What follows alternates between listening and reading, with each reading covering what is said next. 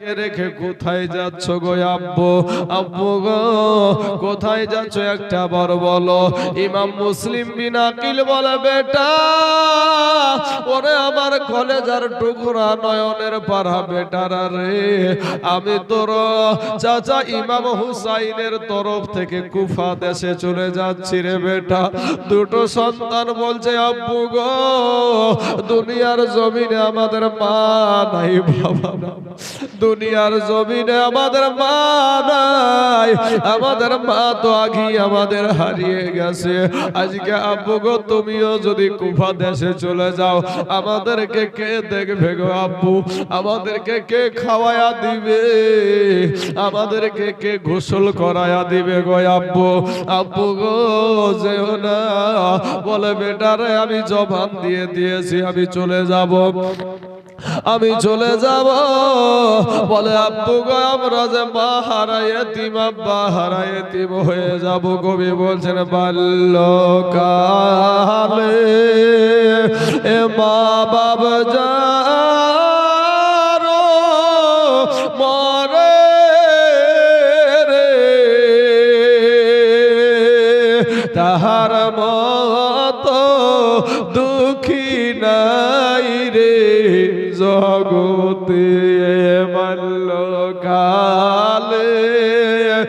এ মা বাবা যারো মরে রে,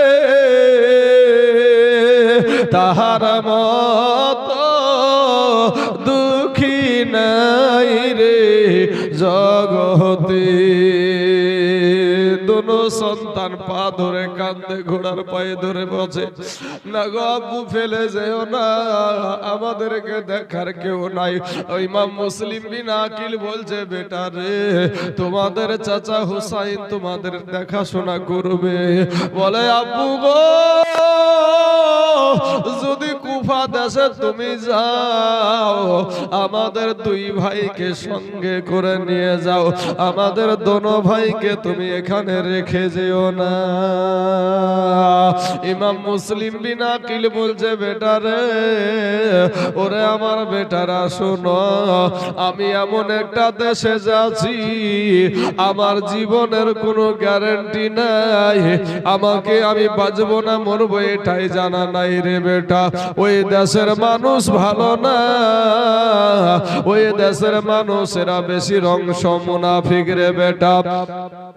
ওই দেশের মানুষ বেশির অংশ মুনাফিক, অতএব বেটারে তোমরা যাও না। একটা বার দুইবার কোন রকমের নাছড় বান্দা হয়ে গেল, আব্বু গো আমরা তোমার সঙ্গে যেতে চাই গো আব্বু। কাদের কাছে ফেলে যাচ্ছ গো আব্বু? আমরা তোমার সঙ্গে যেতে চাই। কোন বাপ এখানে এই হাজিডাঙ্গার জমিনে একটা বাপ এরকম বসে নাই যে বেটাকে গর্তের মধ্যে ফেলে দিবে, নিজে কোন জায়গায় চলে যাবে। বাপ বিপদে পড়লেও বেটাকে বিপদে ফেলতে চাই না, কারণ যারা সত্যিকারী বাপ আর মা তারা সন্তানের জন্য নিজের জীবনের সবকিছু বিসর্জন দিয়া দেয়। জনম দুঃখিনী মা একটা বার সন্তানের মুখে মা ডাক শোনার জন্য রে বাবা নিজের সুন্দর শরীরটাকে চাকুর তলে দিয়ে সিজার করে, সিজার করার পরেও বলে, মা ডাক্তার গো আমাকে আপনি সিজার করেন, কিন্তু আমার সন্তানের যেন কোনো ক্ষতি হয় না। আমি সন্তানের মুখে মা ডাক শুনবো, আমার স্বামীকে আব্বু ডাক শোনাবো। এর যুবক কারা জানি হাজিডাঙ্গার মানুষ এখানে আছেন গো, কারা জানি মাকে মা বলে ডাকে না, বাপকে বাপ বলে ডাকে না। এরা কপাল পুড়া ছাড়া আর কিছুই না রে বাবা, কপাল পুড়া ছাড়া কিছুই না। যাদের দুনিয়ার জমিনে মা নাই, যাদের দুনিয়ার জমিনে আব্বা নাই গো, ওই মানুষগুলা জানে বাবা হারানোর কি ব্যথা, আব্বা হারানোর কি ব্যথা। যাদের দুনিয়ার জমিন থেকে বাপ চলে গেছে, আব্বা চলে গেছে, মা চলে গেছে, ওই সন্তানের বাবা মাথার ছাদ থাকে না রে বাবা। যেদিন বাপ হারায়া যায় সেই দিন সন্তান বুঝতে পারে বাপ কত বড় সম্পদ ছিল, মা কত বড় সম্পদ ছিল। দুনিয়ায় থাকাকালীন বাপ মাকে চিনতে পারে না বাবা। এ আমার সোনা মানিক, এ আমার মুসলমান ভাইয়ের, আমার আব্বা জানেন, আপনাদের পা দুখানা আগায়া দেন গো বাবা। আপনাদের পায়ে হাত দিয়া বলি, মা জননীকে কষ্ট দিও না রে বাবা, আব্বাকে কষ্ট দিও না রে যুবক ভাইয়েরা। কারণ আমিও একটা মায়ের সন্তান। আমার মা যখন অসুস্থ হয়ে যায় রে ভাই, আমি তাইজুল ইসলামের ভিতরটা ছিলমিল করে। অতএব আমি যাব আমার মায়ের সন্তান, আপনি আপনার মায়ের সন্তান, আপনার বাপের সন্তান।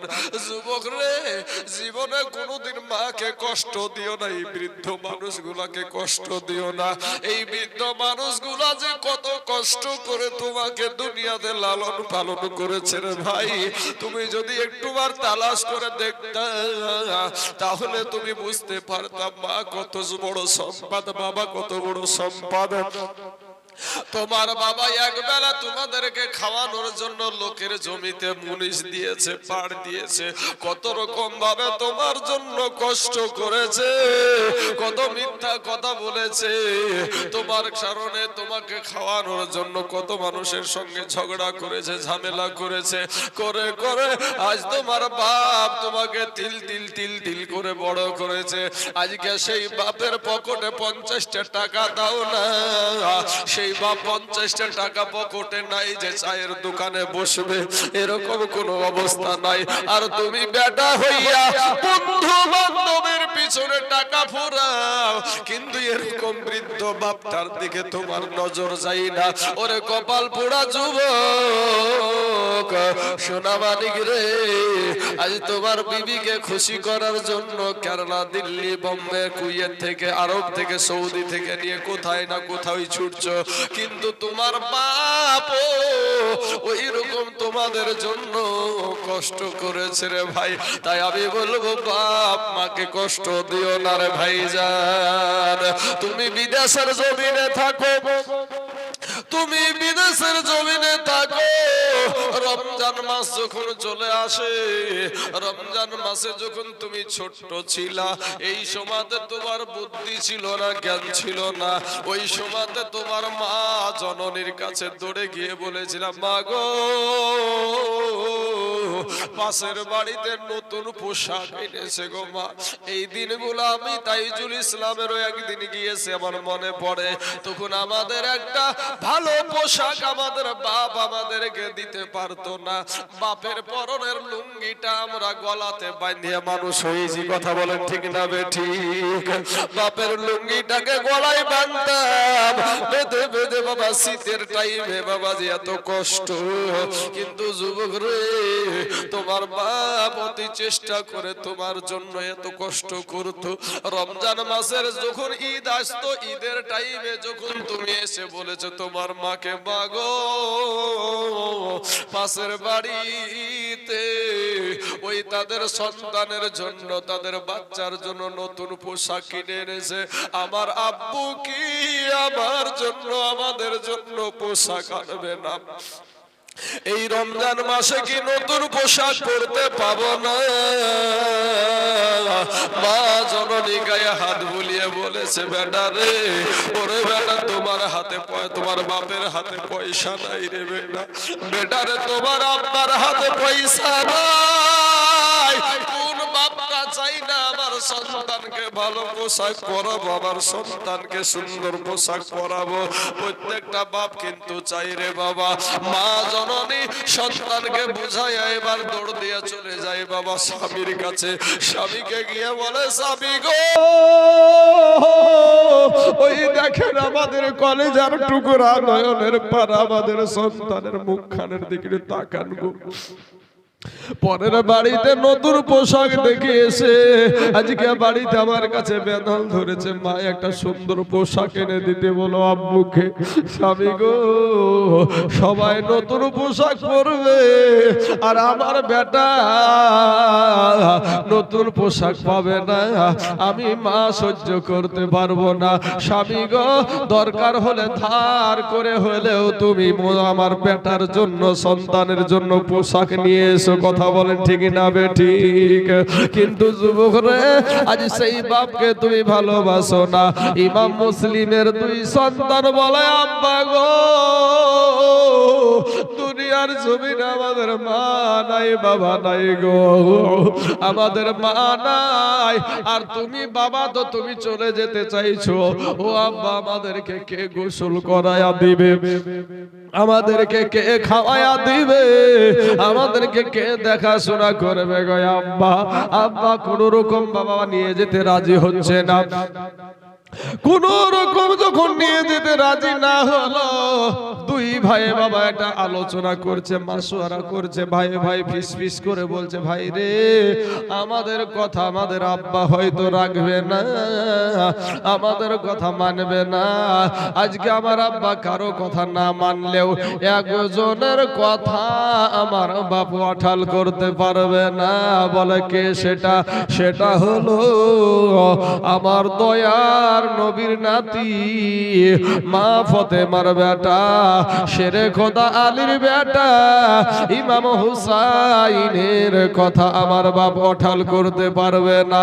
তবে একটা বার চল আমরা আমাদের চাচা হুসাইনের কাছে একবার দৌড়ে যাই। বাপকে একটা ডাক দিয়ে বলে, আব্বু গো, তুমি কুফা দেশে চলে যাবা, তাতে আমরা আর বাধা দিব না বাবা, তবে আমরা একটা জায়গাতে যাব। আব্বা গো, যতক্ষণ না ফিরে আসবো ততক্ষণ তুমি লাগামে টান দিও না, জবান দাও, জবান দাও। বাপ বললো, ঠিক আছে বেটা যাও, তোমরা না আসা পর্যন্ত আমি লাগামে টান দিব না। একটা দৌড় দিয়া দুনু ভাই, ছোট ভাই আর বড় ভাই একটা দৌড় দিয়া ইমাম হুসাইনের কাছে গিয়া চোখের পানি ছেড়ে দিয়া কান্দে আর বলে, চাচা গো, আপনি তো জানেন আমার দুনিয়ার জমিনে মা নাই গো চাচা। চাচা গো, আপনি তো জানেন আমার দুনিয়ার জমিনে আমাদের গর্ভধারণী মা নাই। আমার আব্বা জান আজকে চলে যাচ্ছে কুফা দেশে, আমাদের দেখার কেউ নাই। হুসাইন বলছে, ও বেটারা, আমি হুসাইন তোমাদেরকে দেখাশোনা করব, চিন্তা করো না। বলে, চাচা গো, আপনার কাছে একটা আবদার নিয়ে এসেছি, অনুরোধ করছি গো চাচা। চাচা গো, আমাদের আবদারটা ফিরাইয়া দিয়েন না, আমাদের কলেজায় আঘাত লাগবে গো চাচা, আপনি আমাদের আবদারটা রাখেন। বলে, কি আবদার? আপনি একটা বার শুধু আমার আব্বাকে বলে দেন, আমার আব্বা যেন আমাদেরকে সঙ্গে করে কুফাতে নিয়ে যায়। অমনি হুসাইন বলছে, বেটারা রে, ওই কুফা দেশের মানুষের কোনো গ্যারান্টি নাই, ওদের কথার কোনো দাম নাই, ওরা বেশির অংশ মুনাফিক টাইপের মানুষ, অতএব বেটা তোমরা যাইও না। এবার সঙ্গে সঙ্গে ওই ছোট বেটা দুটো উঠে বলল, খায়রিহি ওয়া শাররিহি মিনাল্লাহি তাআলা, ভালো মন্দ যা কিছু হয় আল্লাহর তরফ থেকেই হয়। জোরে বলেন সুবহানাল্লাহ। ভালো মন্দ যা কিছু হয় আল্লাহর তরফ থেকে হয় গো চাচা, আমাদের কপালে যদি দুঃখ লেখা থাকে দুঃখ হবে গো চাচা। এ বাবারা, ইমাম হুসাইন আর বাবা এদিকে ওদিকে যেতে পারলো না। সঙ্গে সঙ্গে আপনার ইমাম মুসলিম বিন আকিল রাদিয়াল্লাহু তাআলা আনহুকে একটা ডাক দিয়ে বলে, ভাই তুমি যাচ্ছ যাও, কিন্তু তোমার সঙ্গে তোমার দুইটা বেটাকেও নিয়ে যাও। মুসলমানেরা গো, কেন আপনাদের কাছে এই জীবনীটা করছি? মুসলমান হলি যে বাবা জান্নাতি এরকম না, মুসলমানদের ভিতরে অনেক মুনাফিক আছে, এই মুনাফিক থেকে দূরে থাকে না। এ মুসলমান বাবাজি, এবার দুই সন্তানকে নিয়ে ইমাম মুসলিম বিন আকিল রাদিয়াল্লাহু তাআলা আনহু বাবা এমন জোরে ছুট দিল, একেবারে কালবৈশাখী ঝড়ের মতন ধুলাকে উড়াইয়া দিয়া কুফা দেশে রওনা হয়ে গেল। আগে কুফাতে চিঠি পাঠাইয়া দিয়েছে যে ইমাম হুসাইনের তরফ থেকে ইমাম মুসলিম বিন আকিল যাচ্ছে। বাবা গো, কুফা দেশের মানুষ আপনার অনেকটা পথ আগিয়ে চলে গেছে, আগিয়ে নেওয়ার জন্য আপনার তাড়াতাড়ি করে আগিয়ে নিবে, তার সম্মানে তার ইজ্জতে তাকে আগানোর জন্য চলে এসেছে। বাবা দেখছে বাবা একেবারে ধুলা উড়াইয়া একেবারে তিন বাপ বেটাই চলে আসছে। বাবা ইমাম মুসলিম বিন আকিলকে এত খাতির যত্ন করলো। এ বাবাজি ইমাম মুসলিমের দুই সন্তানকে কাজী সাহেবের বাড়িতে রাখলো। বাবা এক কাজী সাহেবের বাড়িতে রাখার পর ইমাম মুসলিম যখন মসজিদে নেতৃত্ব দিতে শুরু করলো, ও মুসলমান ভাই, ইমাম মুসলিমকে পাইয়া ওই কুফা দেশের মানুষ একটা নয় দুটো নয় বাবা 30,000 মানুষ ইমাম মুসলিমের হাতে হাত দিয়া বায়াত গ্রহণ করেছে। জোরে বলেন সুবহানাল্লাহ। বাবা রে, ইন দি মিন টাইমে বাপ এজিদের কানে খবর হয়ে গেল। এজিদ ছিল বাবা প্রধানমন্ত্রী ওই দেশের। এজিদের কানে খবর হয়ে গেল, এজিদ গো, ইমাম মুসলিম ইমাম বংশ থেকে একজন ব্যক্তি কুফাতে এসেছে, আর এখানে আপনার যে মুখ্যমন্ত্রী আছে এই নোমান বিন বাসির, আপনার সেও কিন্তু তাদের পক্ষে চলছে। এইরকম যদি চলতে থাকে আপনার গদি টিকবে না, আপনার মুখ্যমন্ত্রী আর চলবে না।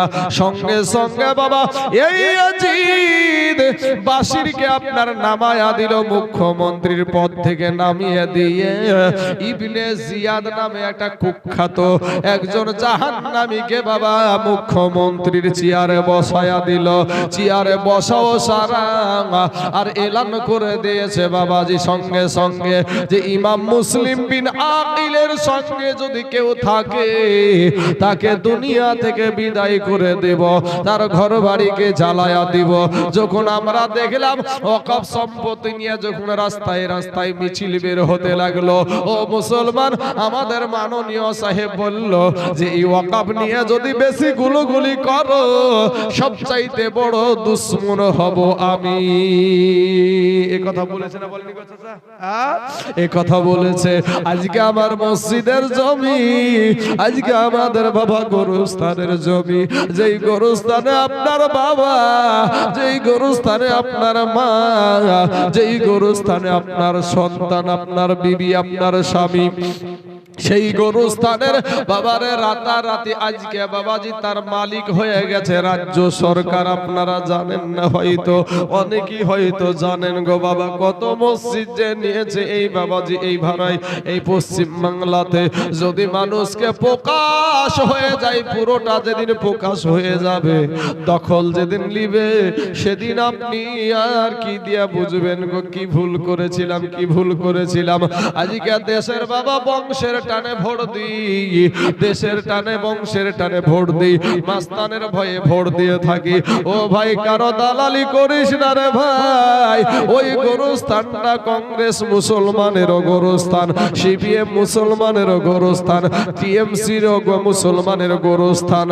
ওই গরুস্থানে তোমার আব্বা শুইয়া যেই ব্যক্তি বলল আমি বেঁচে থাকতে পশ্চিম বাংলাতে ওয়াকফ সম্পত্তিতে আমি আঘাত লাগতে দেব না, আজকে সেই ওয়াকফ সম্পত্তিকে নিল রে যুবক, আমাদের কিচ্ছু নাই। ও মুসলমান ভাই, আজ হয়তো আপনারা বলবেন না এটা হবে না, এটা হবে না, গায়ের জোরে কথা বলিয়েন না।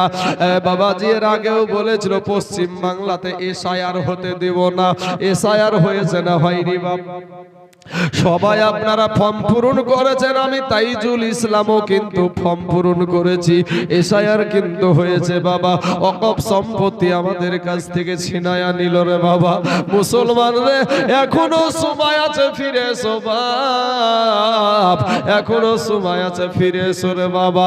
আমার আল্লাহর গোলাম হয়ে যাও। মুসলমানদের হাতে অস্ত্র নাই, মুসলমানদের হাতে কোনো বাবা অস্ত্র নাই, পাওয়ার নাই।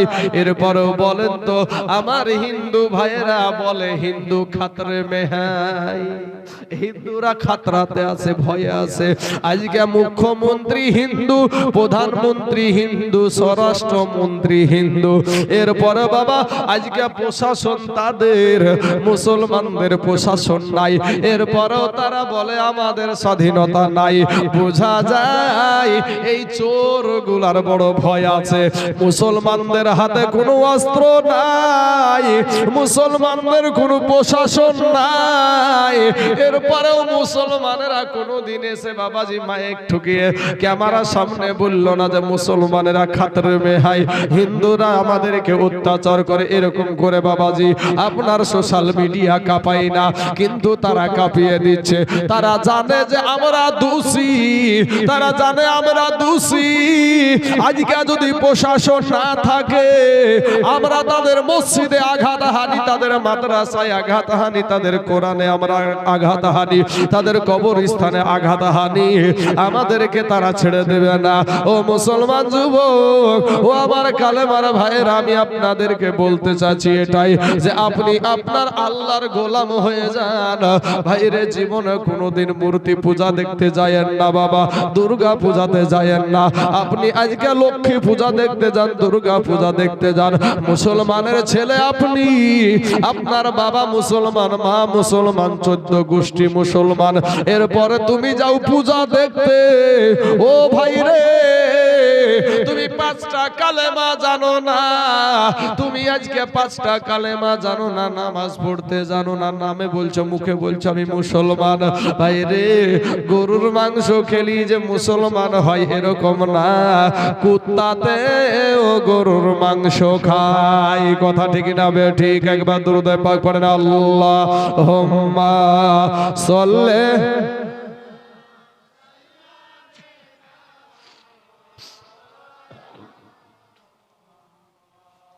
ওয়ালা আলি সাইয়্যিদিনা সাল্লাল্লাহু আলা মুহাম্মাদিন। हर दम ज़बान से निकालो पाक, हर दम ज़बान से निकालो शाफी। ভাইরে, রূপ যৌবনে যদি, এ রূপ যৌবনে যদি এ থাকে অহংকার, আর গরু স্থানে যাইয়া দেখো হাল তথাকার। কত যে সুন্দর নারী এই কবরে শুইয়া, কত যে সুন্দর ছেলে কবরে শুইয়া, রূপ যৌবন গেল মাটিতে মিশিয়া। যাহাদের রূপে বড় গর্বিত ছিল, তাহাদের রূপ দেখো মাটিতে খাইল। উঠাও উঠাও মাল গাড়িতে ভরিয়া, আর গাড়ি যখন ছেড়ে দিবে পস্তাবে বসিয়া। খোদারি হুকুম হবে ছেড়ে দিবে গাড়ি, আর জমিনেতে পড়ে পড়ে দিবে গড়াগড়ি। মাস্তানি করিও না রে বাবা, যৌবনের বাহাদুরি দেখায়ও না। আমি তোমাদের পায়ে হাত দিয়ে বলি ভাই ফিরে এসো, আমার নবীর আদর্শের মালাটা গলায় পরিয়ে নাও।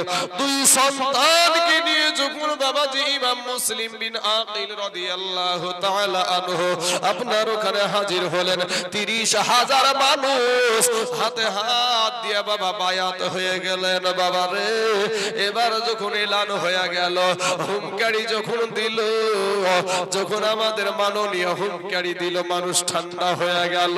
কিন্তু ভাই রে, হুমকারি যখন দিল ইবনে জিয়াদ, মাগরিবের টাইম, নামাজের টাইম, মসজিদ ভর্তি করা মানুষ, মসজিদে জায়গা হয় না।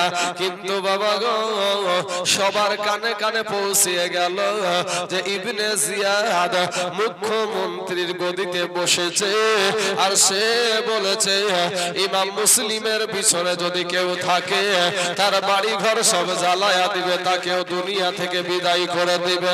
বাবারে, ফজরের ফরজ নামাজ আদায়, 3 রাকাত ফরজ নামাজ আদায় চলছে বাবা। এবার যখন তাকবীর হয়ে গেছে, তাকবীর হওয়ার পরে যখন নামাজে দাঁড়িয়েছে, নামাজে ইমাম মুসলিম বিন আকিল যখন নামাজ পড়াচ্ছে বাবা, ইন দি মিন টাইমে সালাম ফিরে দেখে বাবা মসজিদে একটা মানুষ নাই, মসজিদে একটা মানুষ আর হাজির নাই। ইমাম মুসলিম বিন আকিল রাদিয়াল্লাহু